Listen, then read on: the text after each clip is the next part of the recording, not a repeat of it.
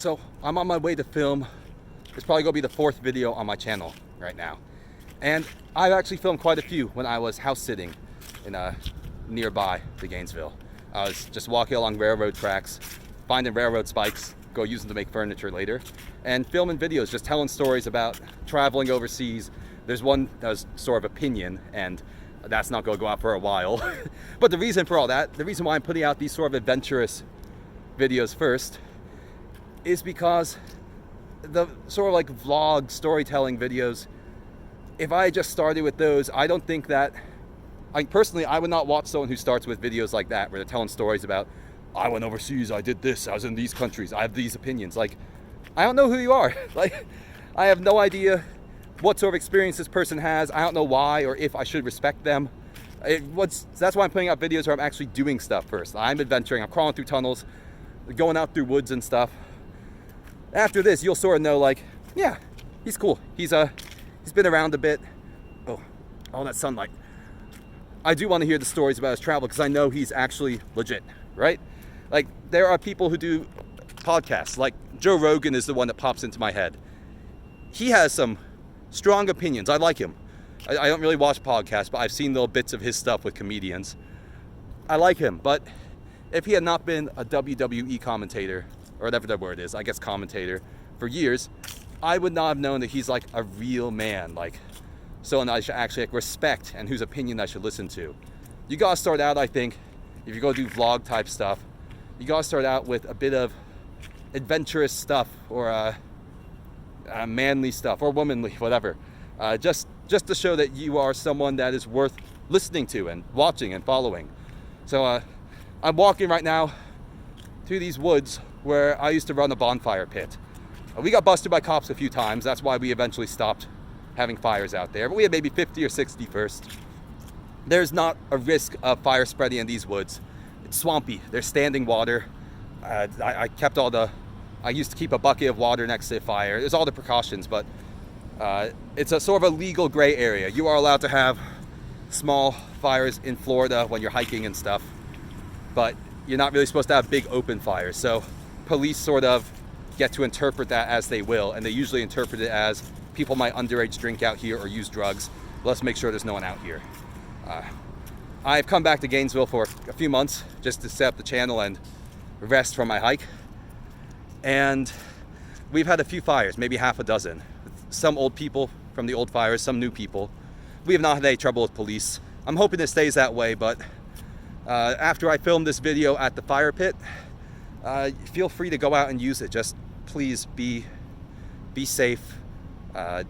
Don't walk across the big open field to get there. That attracts attention. You'll see what I mean in a minute. But it's like responsibility. Like, great power comes great responsibility. There's going to be a thing you could use if you want to, but a few people who are irresponsible with it could spoil it for everyone. They can make it into a thing where police just always go out there every night because they know people will be causing trouble out there. It'd be better if you use it, be safe with it. Don't be too raucous. Then everyone can keep using it. But we're walking through a little fun path now. Do not use after dark. And we're going to come out actually near the entrance of the steam tunnels. So we'll do a little flyby of that, then walk out into the woods. All right, folks. This might be the intro, it might be in the middle of the video, but see you later. I'm still walking. I thought I should clarify, though, that when I said we got busted by police, had some trouble with cops, we never had anyone get arrested or get anything on their record or anything serious. No one had to go to a station or anything. They just appear out of nowhere when we were having a fire and say, "Oh, what are you doing here? Are those bottles of alcohol? How many of you are underage?" Then, well, we were all students, so a lot of us had to show our IDs, like our UF student IDs, and they'd tell us, "Okay, then get out of here. I don't want to see you here." Fortunately, it was never the same cops. We only got busted three times, I think. It was never the same cops twice. Otherwise, they would have been like, "I've been here before. I already told you." But for the most part, the police were relatively friendly, because the times we got busted, there were like a dozen people out there. I don't know. We could have scattered into the woods and gotten away, but we just sort of rolled with it, and it ended up all right. I actually almost got in trouble out there because one time there were 3 police officers who came out, 2 male officers and 1 female officer, and the female police officer was not happy because I always thought that like in the military or police, you're supposed to say, yes, sir, ma'am, even to women. Like you'd say yes, sir, then they call them ma'am after. So I was intoxicated. I kept calling her sir. Eventually she had her hand like near her taser and she was saying, look at my hair. Do I look like a sir to you? Are you gonna call me sir again? I was like, no. I almost said no, sir. And that I may have gotten a mark on my record if I'd done that. But fortunately, everyone ended up okay. I don't like to have interactions with police because I don't trust people who have, without being elected to it, the power to completely ruin someone's life on a whim. So I try to stay away from them. My last police interaction was actually right around here near the steam tunnels. I was trying to show a small group the way into the tunnels, and a police officer pulled by us as we were walking here. It was like 10 o'clock at night during a holiday. There's no reason for 5 people to be walking through this area at 10 o'clock at night. And the 2 of us had our hands in our pockets. We took them right out because I was like, oh shit, I have a knife in my pocket. I don't want any trouble like that. We walked by the police car and he opened the door and got out. He's like, okay, I mean, I haven't seen you doing anything, but I gotta ask, why the hell are you here? And I was just like, oh, see my flashlight, my headlamp? We're going hiking in the woods and we had to get around the roadblocks and stuff. He was like, I don't believe you, but just go on. And it's nervous because people like that, I don't know if they joined the force because they actually want to help people and keep the average citizen safe. I don't know if they were a high school bully who wanted to make a career out of it, if they like the power trip, or if they're actually like trying to, if they have people who are friends of theirs or were friends who like were victims of crime and they are trying to stop crime. You never know what you're going to get. It's a mixed bag. I like to think most of them are good, but yeah, that phrase, all cops are bad. Not because they're all bad. I think most of them are good people trying to make the world a better place. But when you pledge and agree to uphold laws and you know that not all of those laws are morally correct or good for the people, like you had the whole thing just now of Brittany Griner. We traded an arms dealer to get her back from Russia. Why was she in prison in Russia? She had less than a gram of marijuana, I believe. And do you know how many Americans are in prison or jail here for possession of that same amount? A lot, thousands, tens of thousands, hundreds of thousands, I don't know. But it seems if you pledge to arrest people for possession of something that doesn't hurt anyone, if you pledge to like uphold laws that can completely ruin someone's life, there are some things that are crimes, like, okay, driving under the influence, that's one that I think is serious, because people die, and they have done nothing wrong, they've been hit by a drunk driver. But underage drinking in general, the worst thing that can happen from that is you getting arrested for it. And when the worst effect of a crime is getting caught, I don't think it should be a crime. Like, there should not, that hurts more people than it helps, I believe. That's just my thoughts on it. I'm sure lots of people have stories about, well, this happened when this person was doing this, so of course it should be a crime. But there's so many people whose lives get upheaved or completely ruined because of a small victimless crime, and that should not be the way it is here. All right, that was just people asking me for directions, and there's so much construction on campus that it's actually hard to get to central parts of campus from the edge. Like, all the roads are blocked.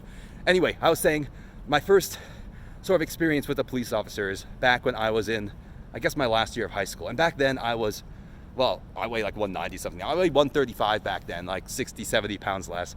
I had some really bad social anxiety.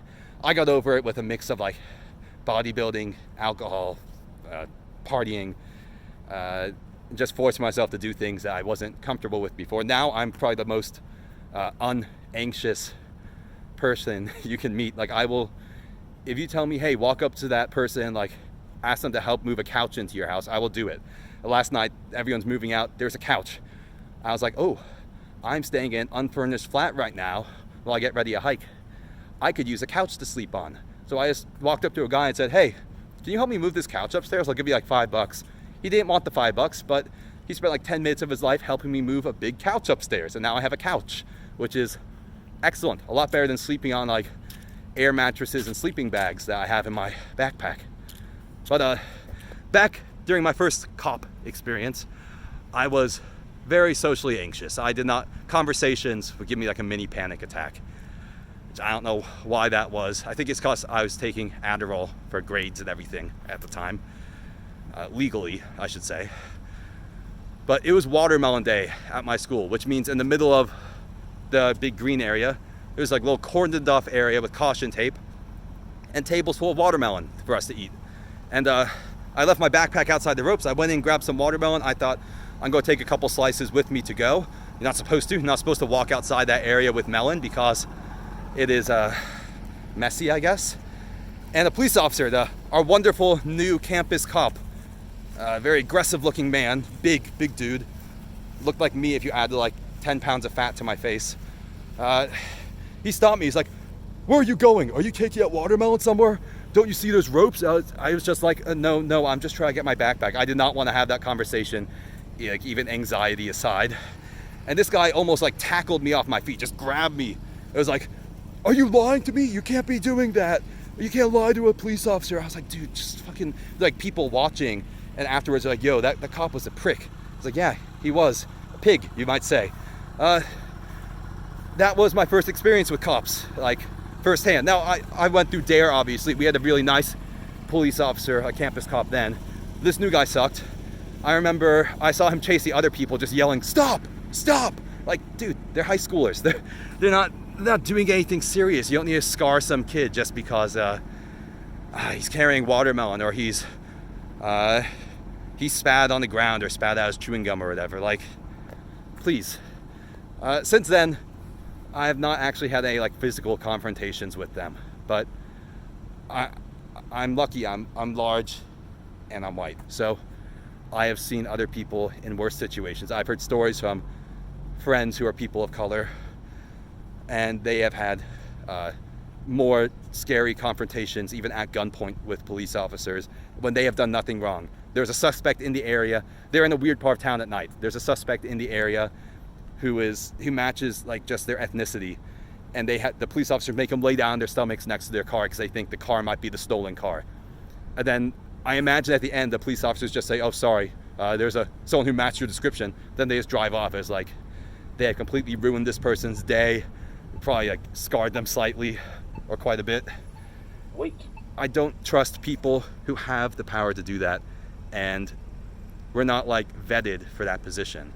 Like I don't know if there's any sort of board that says, yeah, let's check this person and see if they have any superiority or inferiority complex. Let's see if they're like a bully by nature before we give them this job where they have tasers and guns and the ability to just stop people on the street and search them and stuff.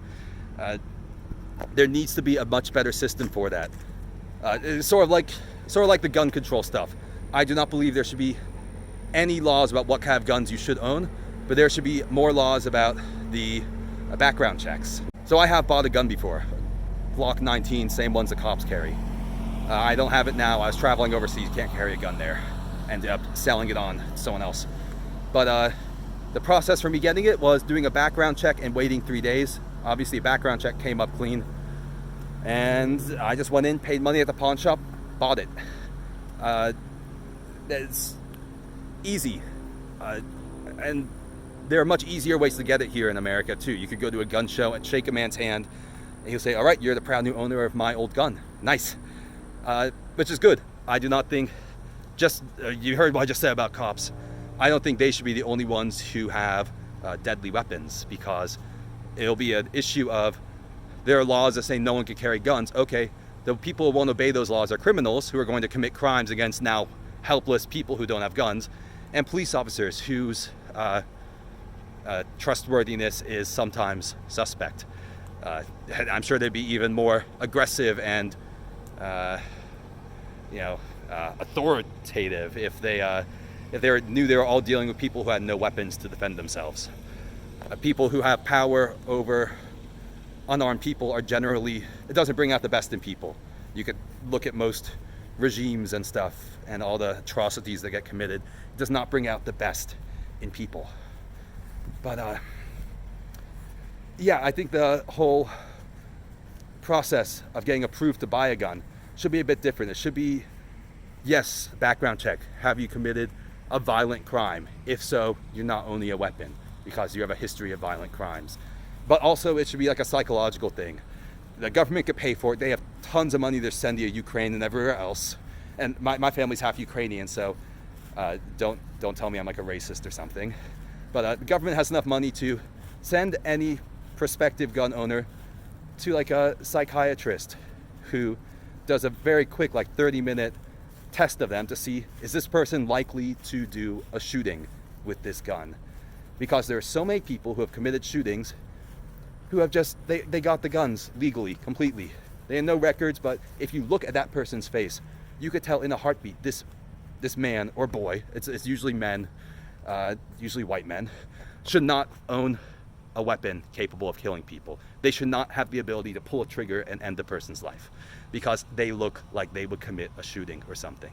There is the one who did Marjory Stoneman Douglas in Florida.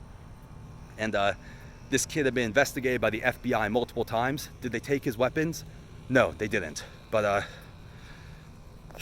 the look on that kid's face, you would not want to walk through an alleyway with him at night because he'd probably get stabbed. Like, you could see it in his eyes. And there should be some sort of way of testing for that before someone buys weapons. Other than that, I'm completely for deregulation. Like, someone wants to own a old-fashioned AK-47, go for it. You want to own like a helicopter-mounted machine gun, just install on your roof to scare off, scare off never-do-wells, just buy it. Get an RPG, whatever you want. But the people who get them should be people who are not violent criminals and not psychologically profiled as potential shooters. And now that I've actually just made this video walking to my next location, I have no idea where it will come out in the order of videos. There's so much opinion in there that, like I said in this video, I don't think this will be one of the first few. I think I'll wait until you've seen me going on some adventures, doing some cool stuff, and you have reason to like respect me as a person with an opinion, like respect my own beliefs before I post this very polarizing video, which I'm libertarian. This is probably makes both sides of the table happy and also offends people from every political perspective.